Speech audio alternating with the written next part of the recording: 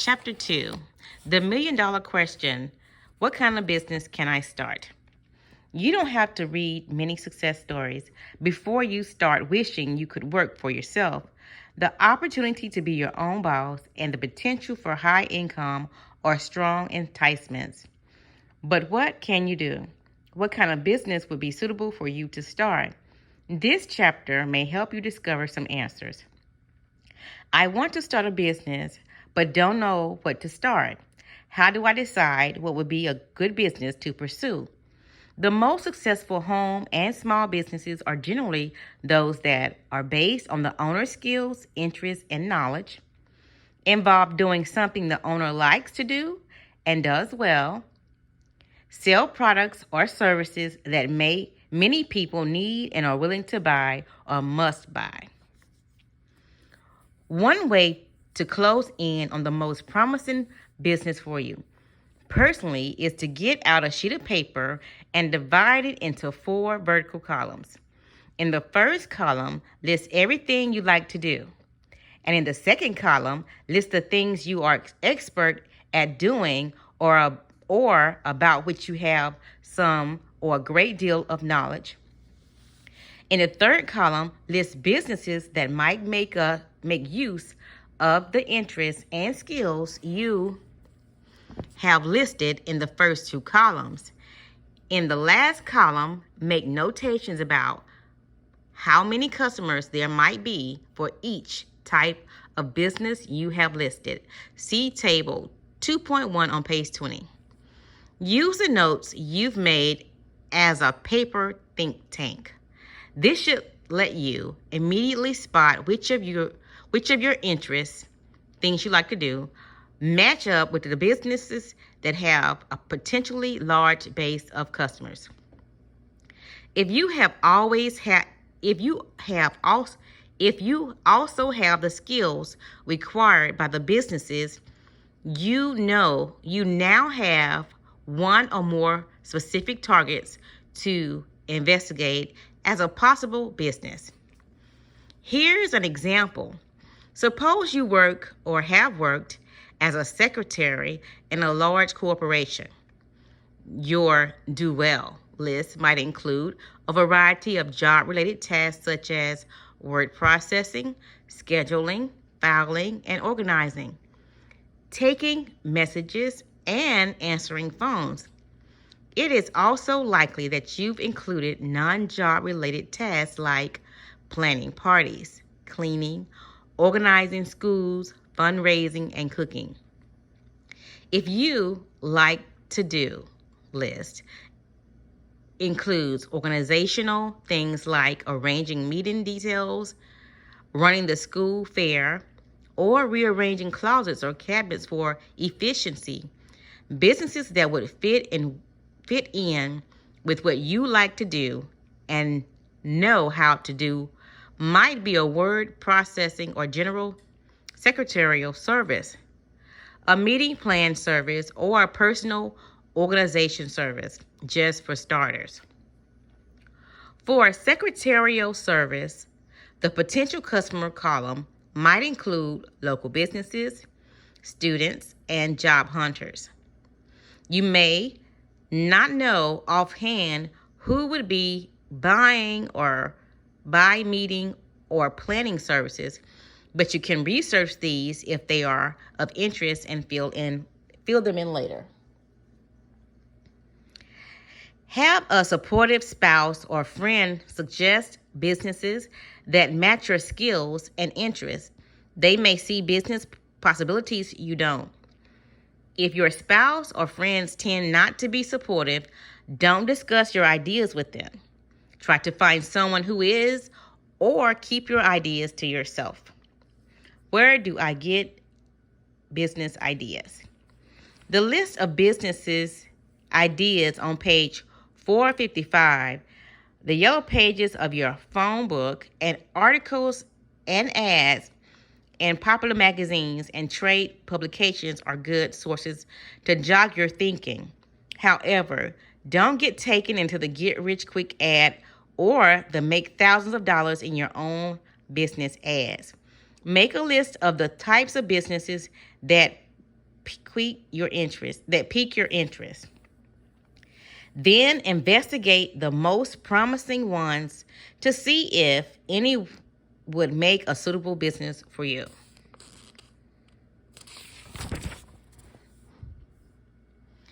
Instructions. Fill in appropriate information under the heading like to do and do well.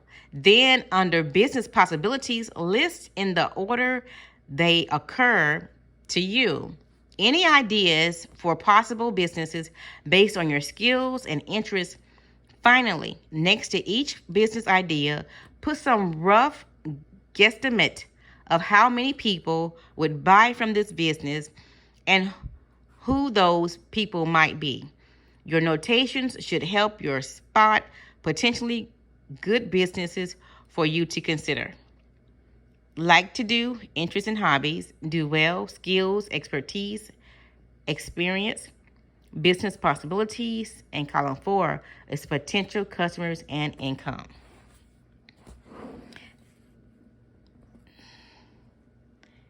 Sample worksheet. Like to do, interests and hobbies, etc. Experience with new recipes. Organize school fundraisers, play the piano, plan parties, travel, read, and rearrange closets.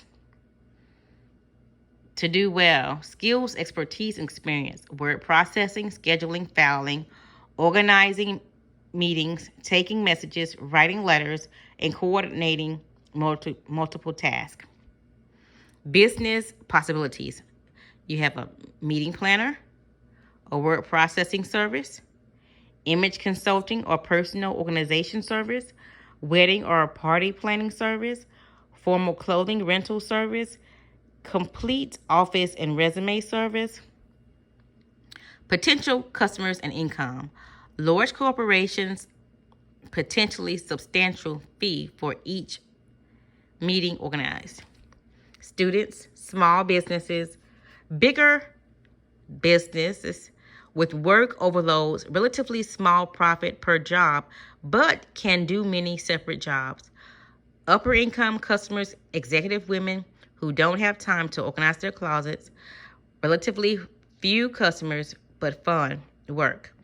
Anyone who schedules parties in halls or other major events. Partygoers, males and females, are likely to be repeat customers. Mostly business customers are individuals needing resumes written and typeset. Many customers. Small profit likely for each sale.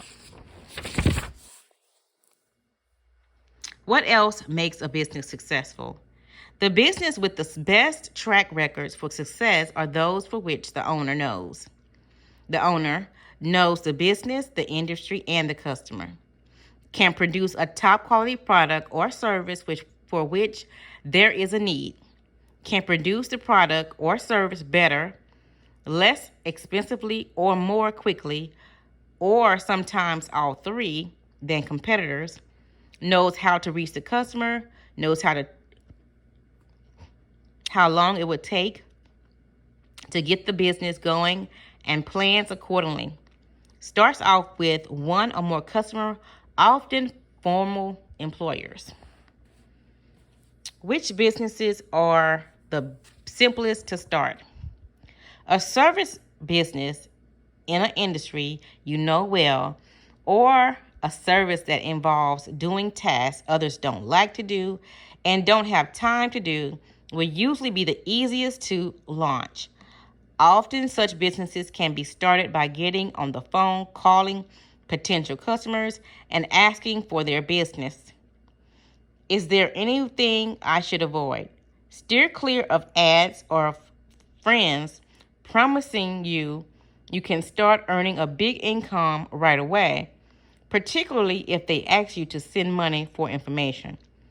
For the most part, such ads and telemarketing scripts have been carefully written to push your hot buttons: greed, desire for status, need to provide for your family, and pry you and your money apart. How long will it take before the business is successful? Don't expect overnight miracles. Like growing flowers, growing a business takes time. If you know who your customers will be before you start your business, you may be fortunate enough to start making sales right away. But it is still may take months to build a stream of customers steady enough to make the business successful. I want to start a business but don't have any skills. Is there anything I can do? Everyone has some kind of skills. You probably just haven't discovered yours or may need more training to turn one of your skills into a business. Vocational schools, high schools, and colleges in your area may offer adult education courses that you could take to develop or improve skills. Additionally, you might be able to get a part-time job working for a company where you could gather industry knowledge on the job training. I'd like to start a business in a totally different field than the one I'm in now. How do I know what kinds of things I'd be best at doing? Think about the things that you like to do and are good at doing. Do you like to help people? Do you like to spend a lot of time at a hobby? Do you like to build or make things? Table 2.1 on page 20 should help you explore your interests and skills. Consider, too, whether is something you've always wanted to do that makes money, but which you were discouraged from doing. For instance, when I was in junior high school, I wanted to be a writer. Well-meaning parents, teachers, and guidance counselors all suggested I would be better pursuing some other career since writers tend not to make money and because I was so good in math and science. What they said seemed logical, and so I started college as a chemical major. No one, including me, ever considered whether I really liked math or science. And despite top groups in the subject, I really didn't like math. In fact, by the end of my first year in college, I loathed math and I changed my major to English. Shortly after graduating college, I started working on and writing for a daily newspaper. Is there a writer buried inside you, a photographer, an artist, a dancer, an actor, or is there some other field you also wanted to pursue but did not? Do you have or could you acquire sufficient skills to turn your applications into a part-time or even full-time business? There are a lot of businesses that sound interesting to me. How do I decide which business is the right one?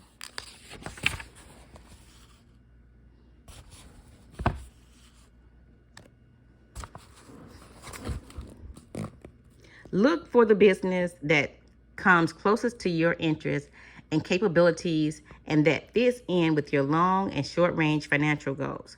For each business you think you might want to start, ask yourself the question below.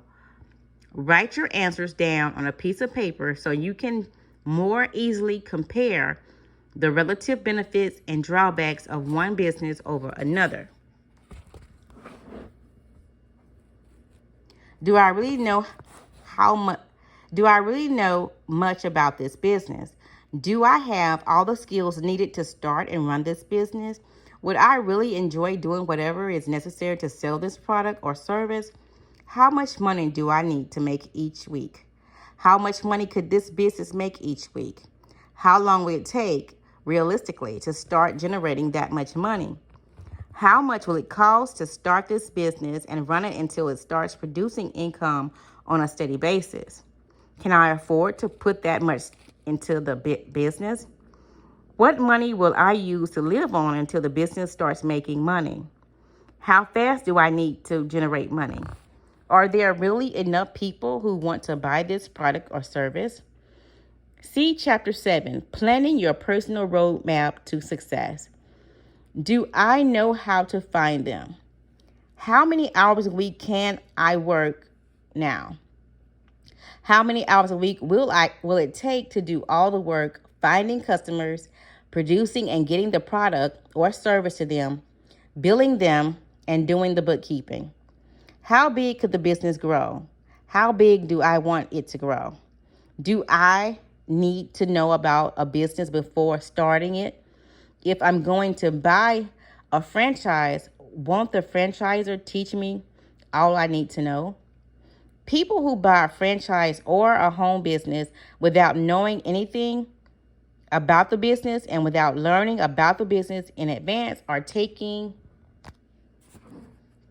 a big risk. Without some idea of what the business is all about, you have no way of determining if you will like the business, if there is a market for it, its products and services in your area, or if you have what it takes to bring in a steady stream of customers. Additionally, while a true franchise provides training, less expensive turnkey businesses and opportunity ventures often provide only a manual and perhaps a little phone support to help you get started. Where do I get the money to start a business? Most people dig into their own pockets to start their business. They pull extra income from weekly paychecks, suck it out of savings account, take out personal loans or second mortgages, use charge cards to buy equipment, use inheritance or occasionally pension funds, borrow from relatives, barter, make deals, and so on. How much time should I spend investigating an idea? As much time as you need to get the facts, but no more. Remember, no matter how good your idea is, you can't turn it into a business until you act on the idea. Do take the time to gather all the details you need to determine your chances for success. But don't get so tied up looking into businesses that you never get your own business going. If you are procrastinating because you're worrying about failure, try starting the business on a very limited scale to allow you to judge your interests and chances for success if you were to go after the business in a bigger way. How much money will I need to start a business? People have started profitable businesses with not much more than the sweat of their brow. But realistically, you should count on having to spend a minimum of a few $100s. Even if the business you want to start can be run without purchasing equipment or inventory, the reason you will need money for business cards, stationery, phone calls, office supplies, postage, and perhaps for ads or brochures. See Chapter 7 for planning information. Can I start a newsletter with $200? Realistically, no. Even if you were to do all the writing, editing, and layouts yourself, you would still have the printing, marketing, and mailing costs to cover. To find out how much money you will need, determine how many pages the newsletter will be, what fees you may have to pay for writing, editing, and layouts, and what it would cost to print and mail it, and how much you will need to spend for direct mail solicitations. Newsletters are usually supported entirely by subscription fees, which may take time to collect. So allow yourself enough money to market the newsletter effectively and to get out several issues. Whether you are creating a newsletter or other type of business, working out the cost figure is essential. If you see that the costs are higher than you can afford, rethink your idea. Determine if the skills needed for the original idea could be used to start a business that takes less cash.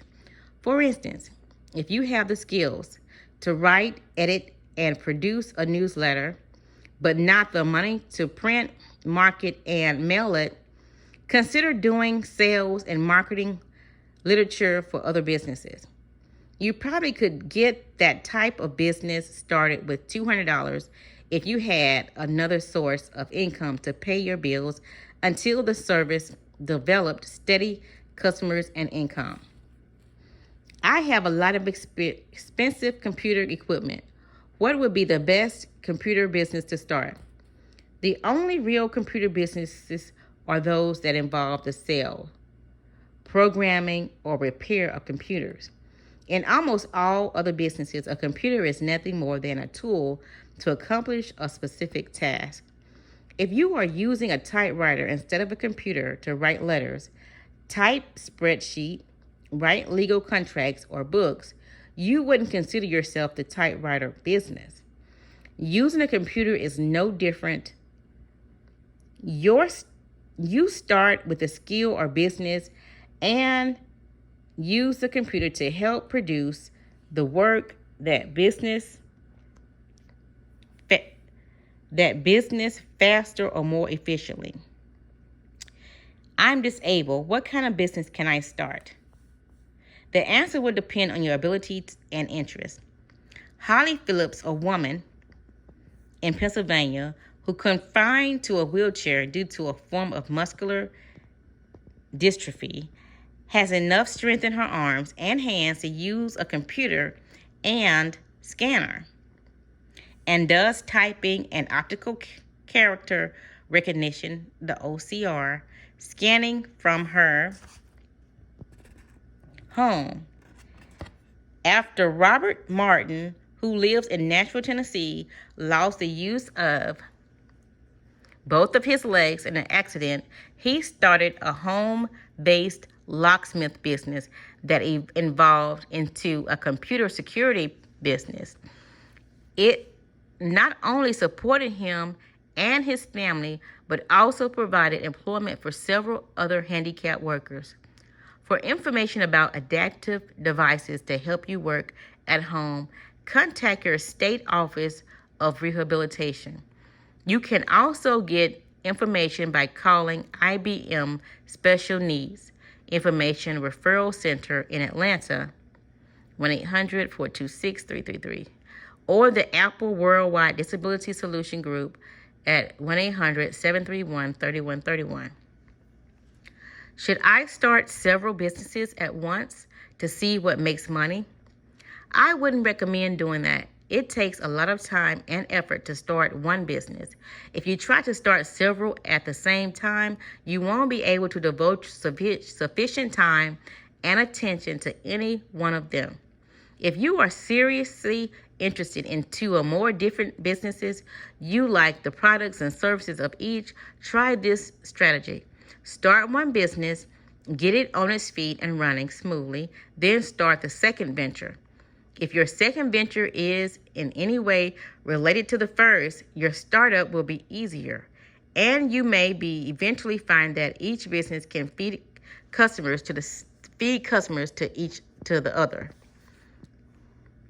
If you start a lawn care service, for instance, a later pool maintenance service, your lawn care company should be able to tell the pool service that what homes in the neighborhood to target for pool openings, closings, cleaning, and repair. If you are a technical writer and are good at writing manuals, you might start a sideline business doing computer training. Training sessions at corporations may bring you technical and other writing assignments, or your writing may lead to training opportunities. Be sure, however, to allow yourself time to establish customers and expertise in one business before attempting to start the next. I'd like to start a little business my spouse could run while I'm at work. What would be good? The only good business for your spouse to run while you are at work is the one he or she wants to start. Remember, it takes commitment, dedication, and time to start and run a business. If your spouse doesn't have the time or interest to research a business, he or she is unlikely to be very happy or successful running one you start.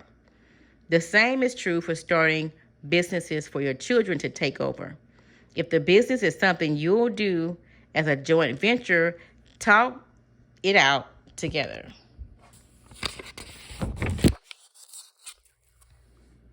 See what he or she likes to do or might like to do, or how that matches up with what you could do after work or on the weekends. One team situation that works well for some couples is for the at home spouse to be the marketing and customer service end of the business, drumming up business, taking service calls or orders during the day, while the work away from home spouse becomes the one responsible for doing the work or making the product that was ordered. An acquaintance has asked me to come to her home this weekend to learn how I could make money in my spare time, but she wouldn't tell me any more than that. Should I go? That tactic is commonly used to get people to get to meetings to recruit distributors for network marketing or multi-level marketing, MLM organizations. What you will probably hear is that you can make money by being a distributor for the company.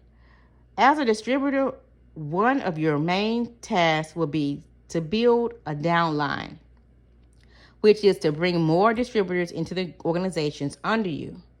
Your distributors will be encouraged to bring in still more distributors, and so on. If you attend the meeting, be aware that while some people may make money in these ventures, many spend far more on sample kits, motivational tapes, and leaflets than they ever make in profits.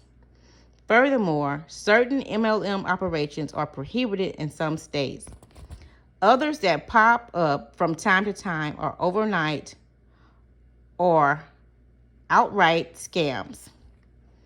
If you decide to get involved, move cautiously and learn as much as you can about the organization.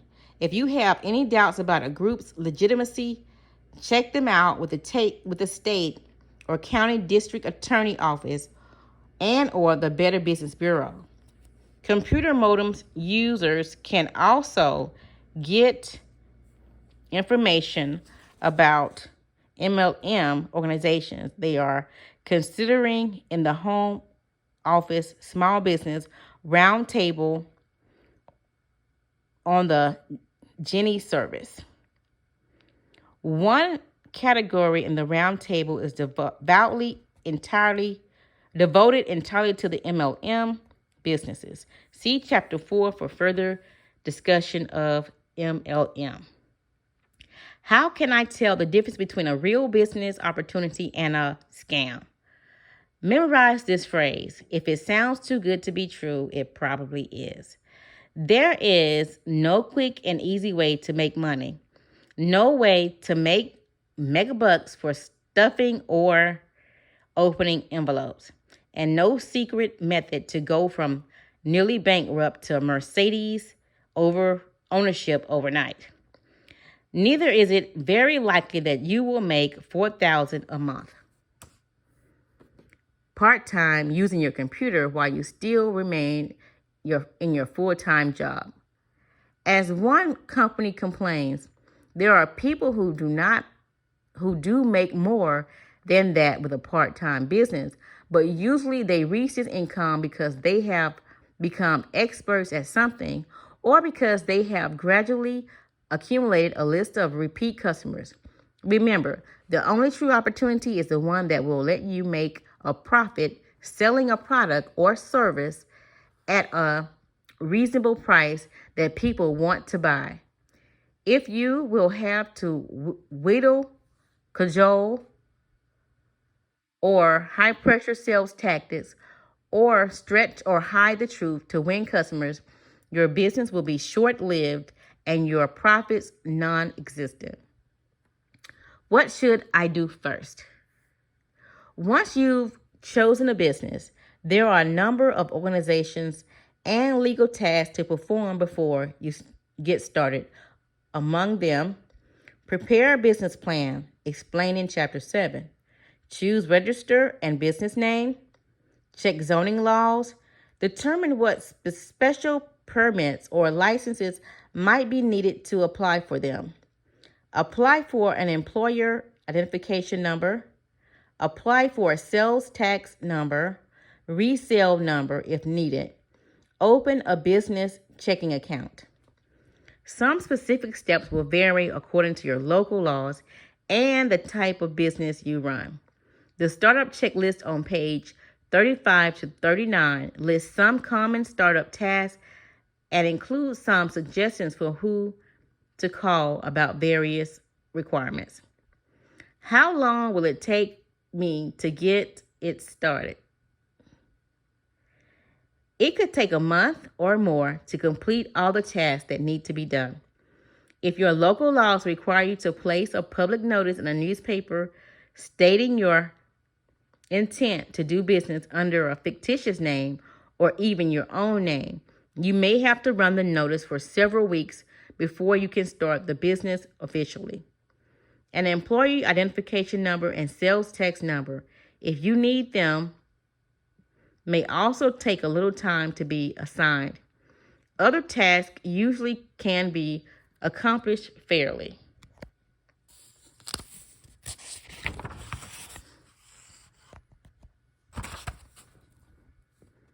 Quickly, unless you have to take and pass any tests as you might need to do in order to get a license or get special insurance. Will I have to collect sales tax? And if I do, will I have to incorporate? You will have to find out what products and services have a sales tax in your state and collect taxes if you sell any of those products or services. Your state tax department should be able to give you information about taxable items. Don't be surprised if the regulations seem confusing and arbitrary, or if they change from county to county and city to city within your state. You may have several different tax rates if you sell in more than one area of your state. Each sale is subject to the tax rates and regulations that apply to the customer's location. Do I have to collect sales tax on out-of-state sales? The Supreme Court looked at this issue in 1992 in this Quayle versus North Dakota and decided that states may force out-of-state vendors to collect sales tax if Congress allows them to. At the time of writing, Congress had yet to pass a resolution. Because of the undue hardship that tracking all the tax rates and regulations in all the counties and cities in all the states throughout the United States would place on small businesses, it is hoped that Congress will not pass a law forcing businesses to collect out-of-state taxes. Where can I get help if I need it? The legal requirements for starting a business vary from state to state and even from county to county or city to city within any one state. They also vary according to the type of businesses you are starting. Unfortunately, there is little consistency in the way the office responsible for administering the regulations are named. In one locality, you might need to contact an office of permits. In another, the county clerk's office. In some cases, you will need to comply with regulations issued by several different state or local offices.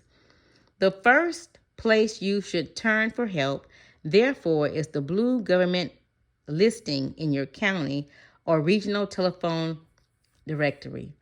For information about registering your business name and getting a business certificate, look for a county or city clerk's office or an office of business permits license. Call and ask if that office is the right place to register your business name, and if there are other local or state regulations that the type of business you are thinking about starting must comply with. Don't be surprised or get discouraged if the first office you call doesn't have the information you need and doesn't know where to refer you. Clerks in any one government office often know little about what goes on in other government offices. A man in Chicago called and wrote letters to several Illinois state offices. Then, when he got no response after 2 weeks, decided it was time to trek on down to the State of Illinois building. There, he said, he asked 4 different people if there was any central office to find out all the license and permits that might be required of a business or for a contractor doing a particular job. 3 out of 4 people he asked were of no help at all. One of them, upon my saying the word job, said that anyone looking for a job should go see personnel and pointed me in that direction. A 4th came through, but not with a one-step answer. She said that various agencies and departments handle various areas. Incorporation, for instance, would be handled via the Secretary of State. Licensing, on the other hand, would be the Department of Revenue. If you can't quickly find out what permits and license you may need and where to apply for them, a nearby office of Small Business Administration, the SBA, or the Service Corps of Retired Executives SCORE should be able to help. Other government-funded agencies that may be able to help you find your way through the maze of red tape are Small Business Development Centers, the SBDCs, Economic Development Agencies, Minority Business Development Centers, the MBDCs, and Office of Women Business Ownership. See page 473 through 499 for phone numbers and of SBA, SCORE, SBDC, MBDC, and Women's Business Ownership offices throughout the county. You also can get the phone numbers of a local SBA by calling the SBA answer desk in Washington, D.C. The phone number is 1-800-827-5722. When you dial that number, you get a pre-recorded message giving you a menu of options from which to choose. One of the options tell you how to contact local branch offices of the SBA. Local business groups such as the Chamber of Commerce, Regional and Industrial Associates, and Lions Club can be helpful. Colleges and universities that offer business classes may also offer some help. In addition to securing any necessary license and permits, you may also need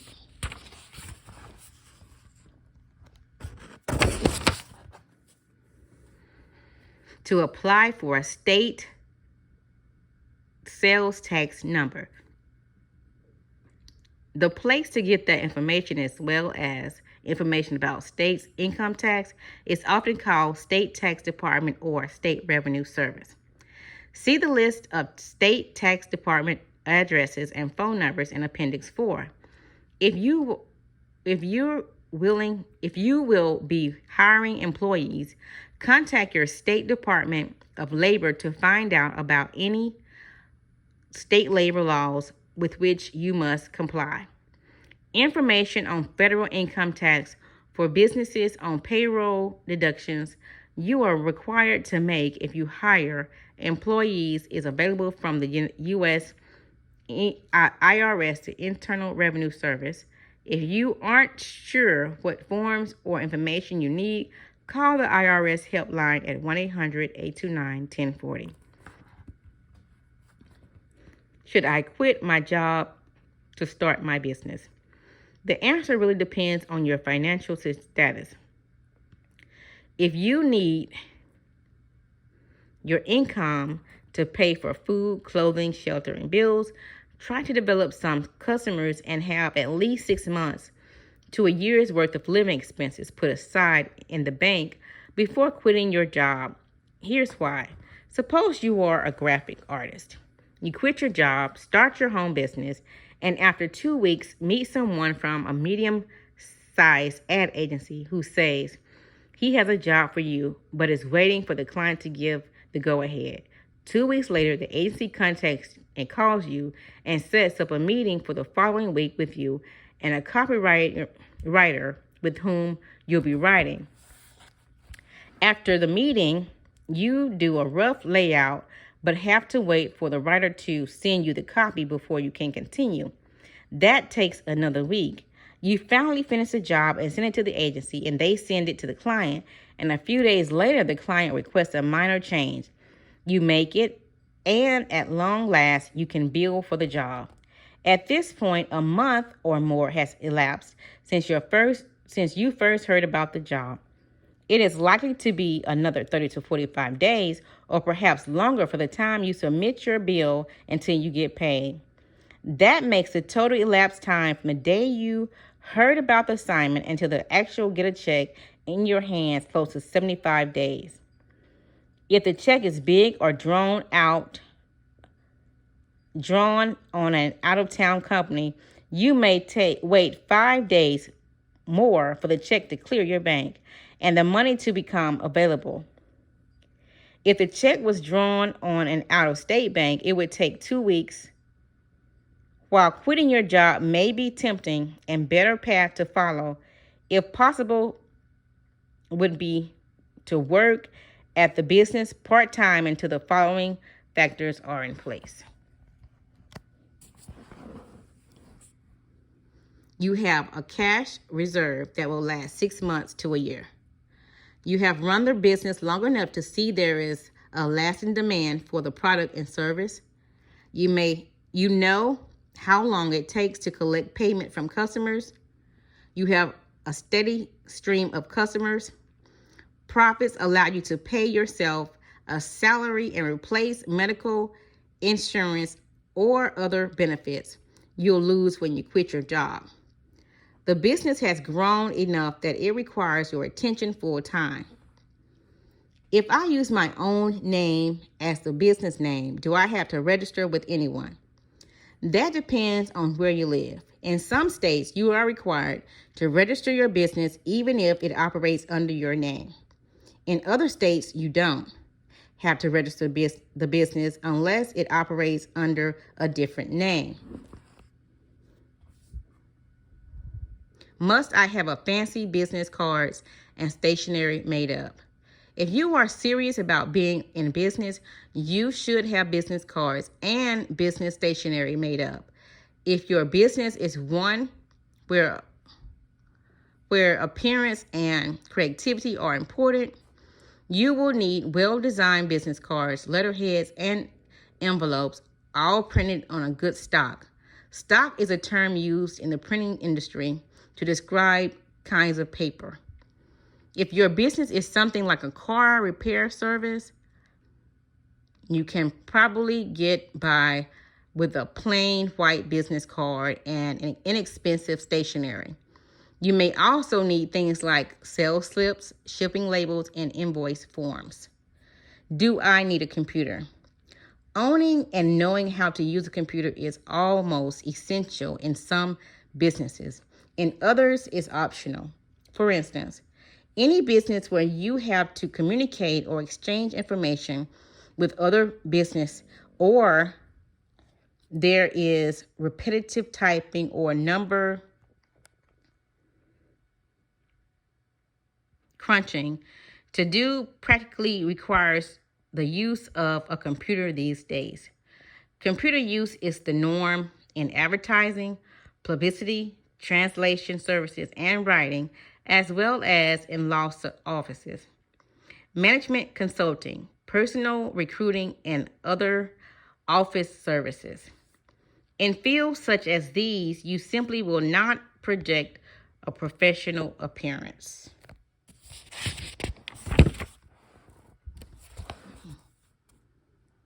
without a computer. As a result, won't get the customers and clients you should. Many other businesses don't require a computer to bring in business, but could benefit from the using a computer to stay in touch with customers, track parts and inventory, and do accounting and taxes. Don't make the mistake of assuming a computer is the magic ingredient that will put you into business. However, if you don't already have a computer available at home, wait to buy one until you know how to use one and know what you will use it for. Most local schools and colleges offer adult educational computer courses. Unless you want to start a new career as a programmer, though, don't bother with programming courses. Look for courses that teach you what you can do with a microcomputer or how to use frequently used computer applications such as word processing, database, and spreadsheet. See Chapter 12 for information on buying a computer. Do I need any special training to start a business? If you have no previous experience running a business, you will need to acquire some basic knowledge of business practice and procedure. Most of that basic knowledge can be acquired inexpensively through reading, networking with other business people, and attending inexpensive business conferences in your area. I never finished high school. Will I be able to run my own business? Yes.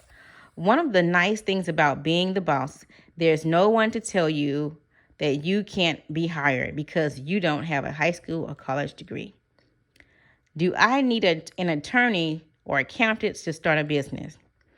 It would be wise to consult an attorney or accountant since you will need to know what civil and tax laws affect you and how to keep at least simple financial records. However, many home business owners don't feel that they can afford professional help and gather the information they need from books, friends, and the library, seminars, and other sources. If you choose to go that route, be aware that there are some situations in which you would be foolish not to consult a professional help. Among them,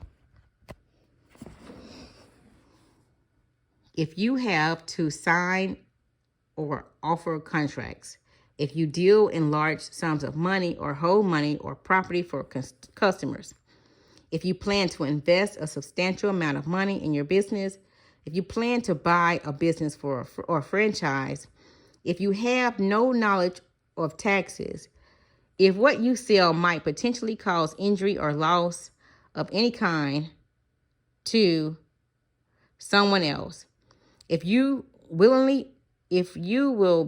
be working with another person in a formal and informal partnership, if you are going to incorporate, when you develop product, design, or name that you wish to protect from the future used by unauthorized parties, whenever you encounter unfamiliar puzzling legal or financial matters. Table 2.3, Business Startup Checklist. The list below is meant to remind you of the tasks you may have to perform to start your business. It includes some contact information and notes that may be of use to many businesses. Blank space would be filled in on your own list with names and numbers you collect as you proceed with the plan. Access your skills and interests. Research the business idea, write a business plan, and market it. Note, investigate the business. It will take money. How much? What do you need to start it? You may not need an elaborate business plan with high-powered spreadsheets for a small home business. You should at least create an informal plan, however, both to help you decide if the business will make money, to give your activities focus and direction. If you need financing, you will need a formal business plan. Choose a business plan, name and verify right to use the name. Yellow Pages County Clerk Office. Normally you can't register a business name if another business is using a similar name. Therefore, you should check the yellow pages for similar names before you go to register your name. It's also advisable to have several alternative choices ready. Some businesses that have registered names may not be in the phone book. Register or reserve corporate name only if you plan to incorporate. Register to reserve state or federal trade, U.S. Patent Trade Office. Advisable if you will be selling nationally and want to protect symbols and names from use by others. Registered copyrights, U.S. Copyright Office. Registration issue required to protect your copyright. By registering a copyright gives you more resources against infringers. It is also inexpensive and relatively easy to do. Apply for a patent if you will be making an invention. Use Patent and Trade Office mark. Assistance from a patent attorney is advisable. Check zoning laws, county, city, and town zoning board. Choose a location for the business or make space in the home. Register your business name and get a business certificate, usually handled by the county or city clerk. A business certificate may be called a DBA, doing business as, or a fictional name certificate. You may also need a business permit from your town or city to operate your business, as well as other licenses and permits. Determine what you will need by asking local authorities or other local business people. File partnership or corporate papers. It is highly advisable to have an attorney to help you prepare the papers if you plan to operate as a partnership or corporation. See Chapter 11 for additional information. Get any required business license or permits, city or council licensing and clerk office. Orders may require notice of intent to do business to the community. Some states require you to run a public notice in a newspaper indicating your intent to operate business. You should be able to find out how to place such notices and how long it must run when you registered your business name. Have business phone or extra phone lines installed. Local phone company.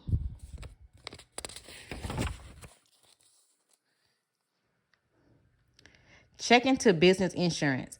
Equipment and auto vehicle insurance or fire theft liability insurance may be needed. Your personal vehicle and house insurance may not cover your business needs. See Chapter 22 for additional information.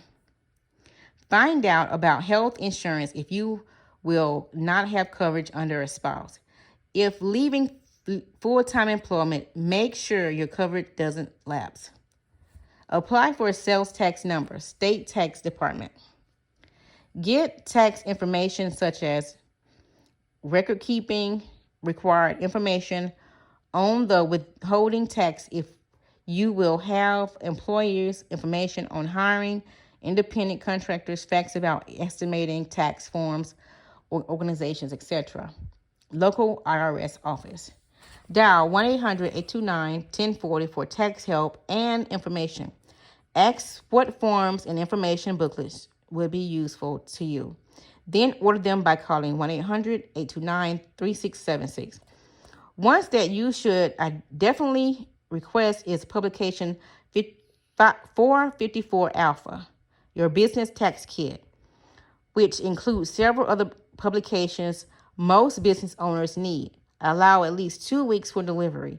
If you don't want to wait, call the nearest IRS office and see if they have copies of the publication in stock. See Chapter 23 for information about tax laws and tax laws that may affect you. Apply for employee identification number if you will have employees, IRS.